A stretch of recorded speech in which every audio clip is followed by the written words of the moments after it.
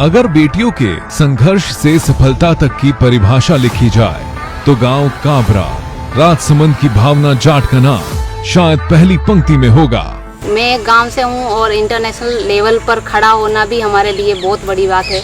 और जिस दिन मैं ओलंपिक में वहां खड़ी थी तो वहां इतने बड़े बड़े प्लेयर्स थे, ओलंपिक मेडलिस्ट हमारे साथ खड़े थे, तो हमें काफ़ी अलग डिफरेंट लग रहा था कि कहाँ हम लोग आ गए हैं, एक सपना जैसा लग रहा था। क्योंकि मेरा पहला इंटरनेशनल था और मैं सीधा ओलंपिक गई थी, तो मेरे लिए बहुत बड़ा था।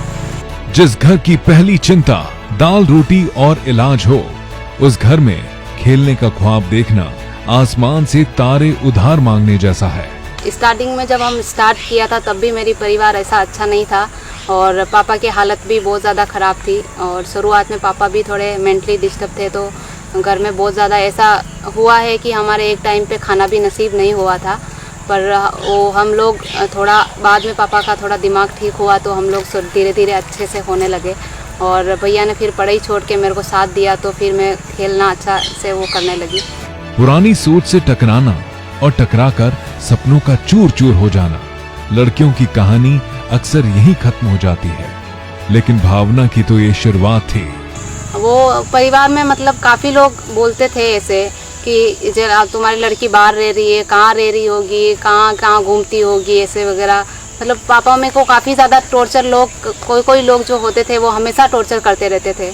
और जैसे उसके बाद हम लोग अभी नेशनल कैंप में चले गए थे, ओलंपिक क्वालिफाइज के बाद चले गए थे, उसके बाद भी काफ़ी लोग बोलते थे कि तुम्हारी लड़की कहीं भग गई है, 1.5 साल से आ नहीं रही है, या कहीं और शादी कर ली है, उसने क्यों नहीं आ रही है। वो पापा मम्मी का कितना अच्छा सपोर्ट है मेरा कि इतना ताना सुनने के बाद भी मुझे कभी डिस्टर्ब नहीं करते थे मेरे माँ बाप।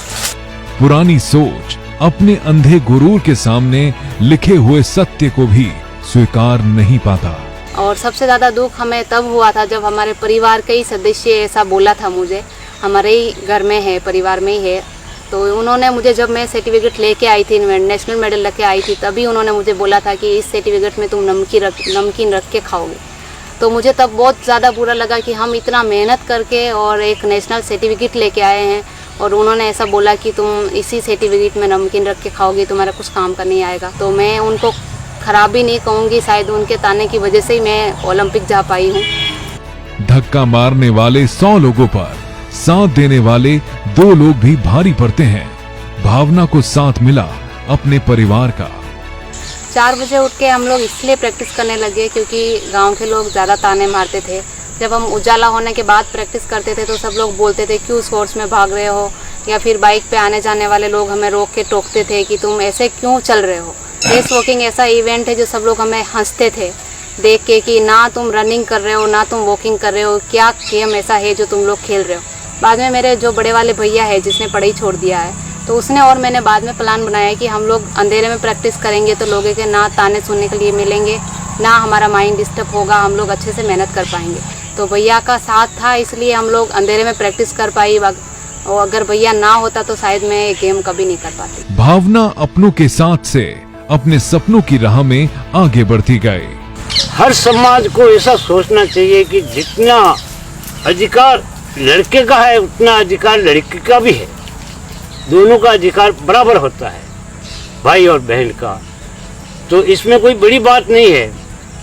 लड़की को आगे बढ़ाना एक बहुत अच्छी विचारधारा है। भावना जाट वो हीरा है जो मेहनत से निखरा है और साथ से संवारा गया है। सलाम है आपके माता पिता और भाई को जो सपनों के इस रेस में भावना के साथ दौड़े। जब भावना का फोन आया घर पर कि पिताश्री रेलवे की तरफ से हमको छुट्टियां नहीं मिल रही है, 3 महीने के बाद में ओलंपिक की क्वालिफाई वाला टूर्नामेंट आ रहा है रांची में, तो उसमें मुझे पेमेंट नहीं दिया जाएगा 3 महीने का, तो पैसे की ज़रूरत पड़ेगा। मेरी उम्मीद है कि मैं क्वालिफाई कर पाऊँगी। तो उसका हौसला नहीं टूटने के लिए मैंने मेरे छोटे वाले प्रकाश से बात की, बच्चे से। बच्चे ने भी मुझे बोला कि नहीं पिताश्री, भावना का हौसला नहीं टूटने देंगे, कुछ भी करेंगे लेकिन भावना के पैसे की पूर्ति करेंगे और आगे बढ़ेंगे। अटूट इरादे के साथ कुछ ठान लिया हो तो तकदीर के आसमान पर बुलंदी की गर्जना दूर दूर तक सुनाई देती है। यहाँ पे मतलब गांव में कोई नहीं जानता था कि ओलंपिक्स होता है। तो आज हर एक बच्चा ऐसे बोल रहा है कि मैं ओलंपिक्स जाना चाहता हूँ। तो मुझे काफ़ी ज़्यादा मतलब खुशी मिलती है कि मेरे समाज में और हर जगह अभी ओलंपिक्स को जानने लगे हैं और हर बच्चा जानने लगा है कि ओलंपिक्स क्या होता है। अगर लड़कियों को और भी सपोर्ट मिलेगा तो लड़कियाँ काफ़ी कुछ कर जाएगी इंडिया में। तो खेलने दो लड़कियों को और आगे बढ़ने दो। अंधेरा बहुत है, एक रोशनी की दरकार है। किसी की उम्मीद की किरण बनकर तो देखिए, ना जाने कितनी ही बेटियां यूं उड़ने को तैयार हैं। उसे उड़ने दो, लड़ने दो, जीतने दो, उसे खेलने दो।